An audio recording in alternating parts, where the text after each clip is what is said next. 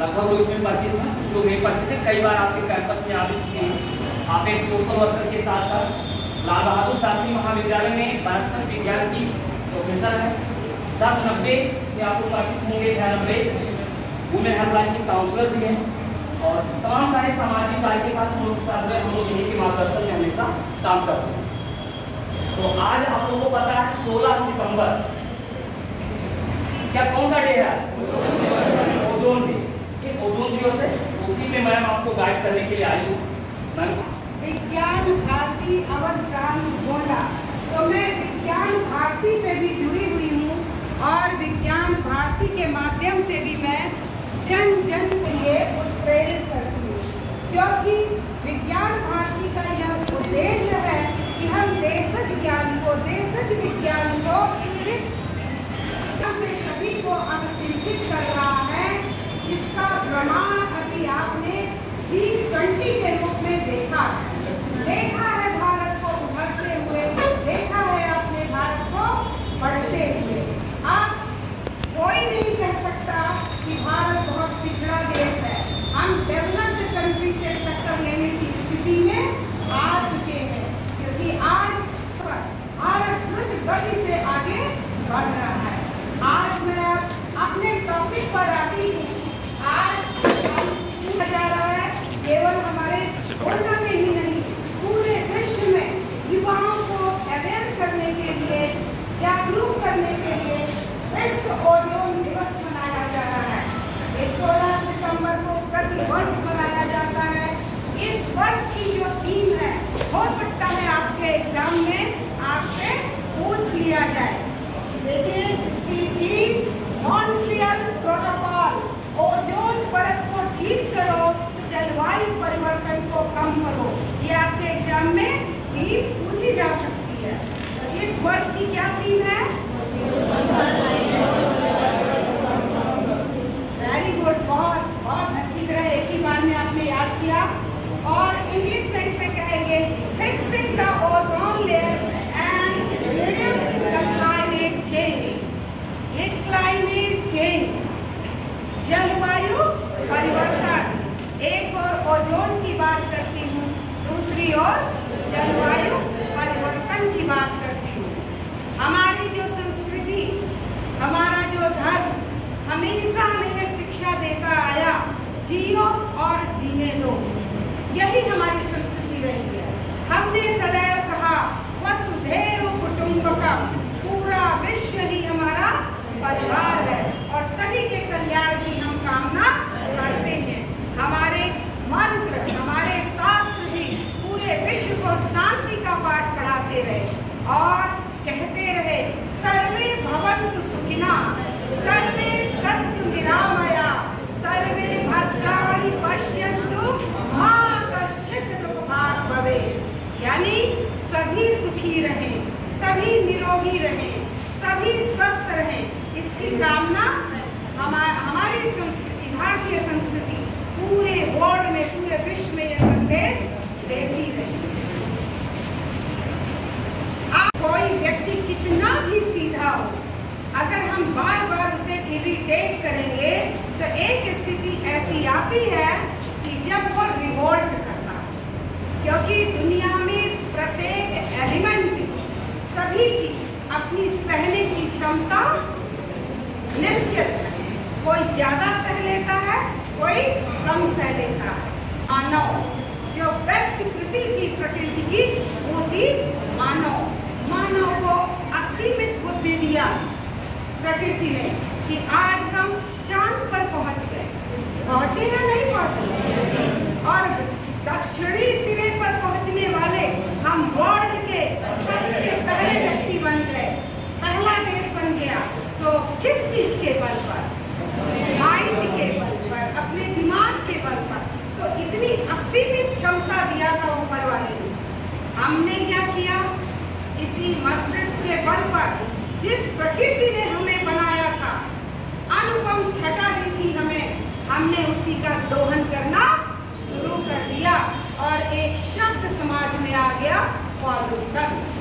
जब तक हमारे भारतीय संस्कृति का दबदबा पूरे विश्व में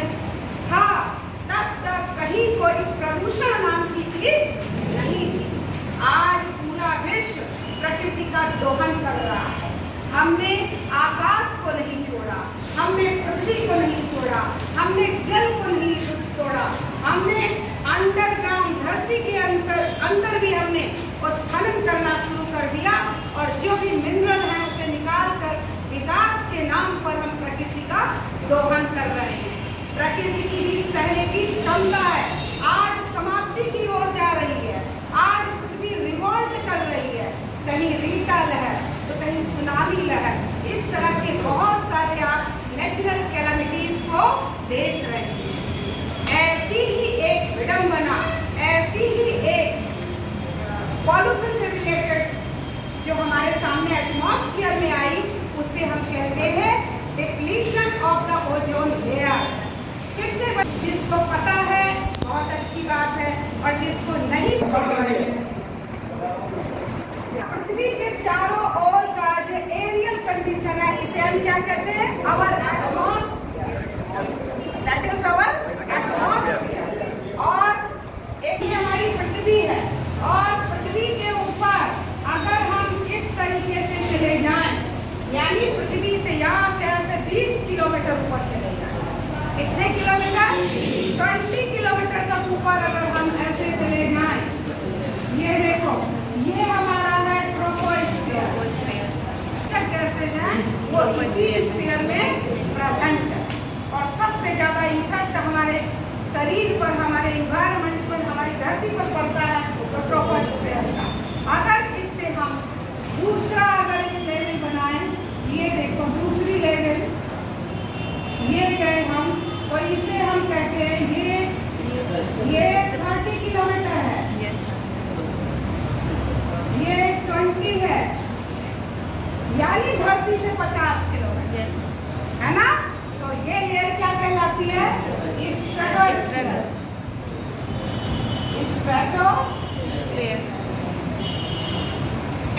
कहलाती है। तो खतरा कहाँ पर है? ये देखो, सनलाइट यहाँ से आती है, विभिन्न प्रकार की किरणें आती हैं, हार्मफुल भी है, यूजफुल भी है। वहाँ से गामा रेज भी आती है, एक्स रेज भी आती है, अल्ट्रावायलेट रेज भी आती है, इंफ्रारेड रेज भी आती है। तो कुछ हार्मफुल है, कुछ यूजफुल है। तो अब देखो, ये ऊपर की हम बात नहीं कर रहे, ना इसकी बात कर रहे हैं, ना इसकी बात कर रहे हैं, बात हम इन दोनों लेयर की कर रहे हैं।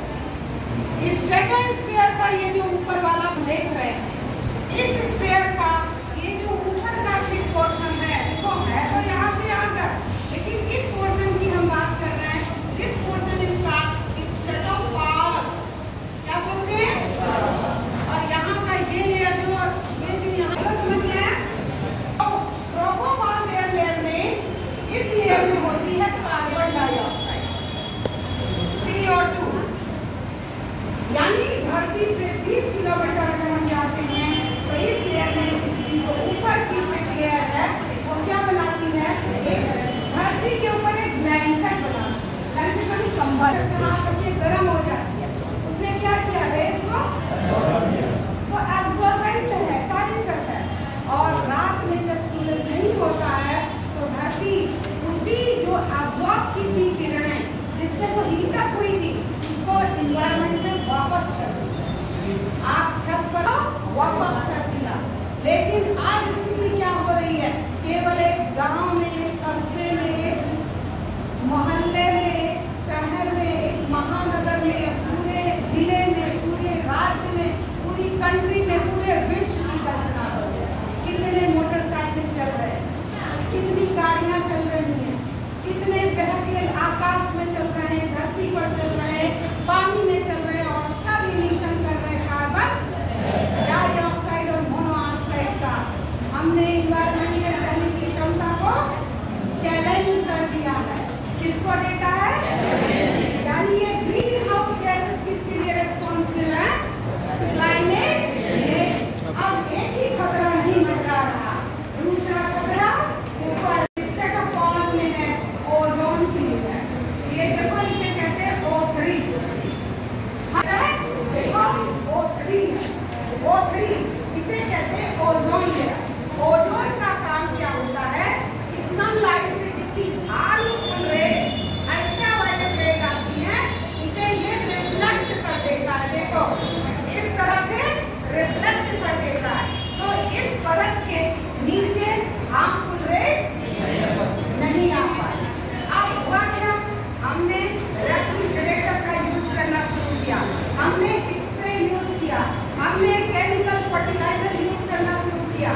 हमने एयर कंडीशनर यूज किया और इन सभी से निकलती हैं क्लोरोफ्लोरोकार्बन। क्या निकलता है? और क्लोरोफ्लोरोकार्बन में होती है क्या? क्लोरीन। क्या होती है? क्लोरीन। क्लोरोफ्लोरोकार्बन जब इस धरती से ऊपर जाता है तो ट्रोपोस्फीयर को पार करके स्ट्रेटोस्फीयर में प्रवेश कर जाता है। स्ट्रेटोस्फीयर से स्ट्रेटोपॉज में पहुंच के ये क्लोरीन इस ओजोन से क्या करता है? रिएक्शन कर देता है और रिएक्शन करके क्या बना देता है? देखो, ये देखो क्या बना दिया? ऑक्सीजन बना दिया और यह रिएक्शन साइक्लिक होता है। कैसा होता है? साइक्लिक होता है। एक मॉलिक्यूल अगर यहाँ से गया, इसका एक atom may damage, can damage, it is able to damage more than 1 lakh molecule of ozone। एक अगर ऊपर गया तो 1 लाख से अधिक मॉलिक्यूल को ओजोन को ऑक्सीजन में बदल देगा। तो ये